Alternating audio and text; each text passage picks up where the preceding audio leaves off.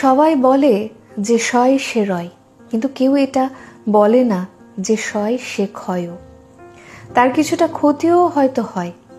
সবাই আপনার ধৈর্যের বাহবা দেবে, সহ্যের কদর করবে, মানিয়ে নেওয়ার জ্ঞান দেবে, নিজেদের সহ্য সীমার গল্প শোনাবে, কিন্তু ভেতরে ভেতরে শেষ হয়ে যাওয়া আপনিটাকে কেউ আবিষ্কার করবে না।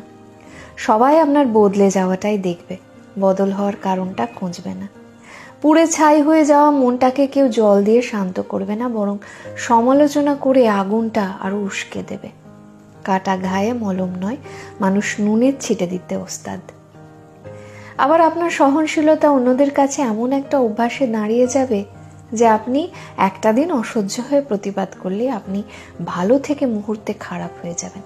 মুখ চোরা আপনার নিমেষেই পরিচয় হবে স্বার্থপর হিংসুটে বদমাস নামে। আসলে আপনার মুখ বুঝে সইতে সইতে আর রইতে রইতে থাকাটাই অন্যদের কাছে সত্যি স্বাভাবিক হয়ে যায়। তখন আপনি গলা ফাটিয়ে আপনার সঙ্গে হওয়া অন্যায়ের কথা চিৎকার করে বললেও তারা শুনবে না। আপনার চোখের নিচে কালি তাদের চোখে আঙুল দিয়ে দেখিয়ে দিলেও দেখবে না। আপনার গালে শুকিয়ে যাওয়া মোটা জলের দাগ তাদের মায়া উদ্রেক করবে না।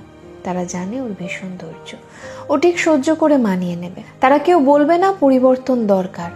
তাই সহ্য ঠিক ততক্ষণ করুন যতক্ষণ সেটা আপনার সহ্যের সীমার মধ্যে থাকে।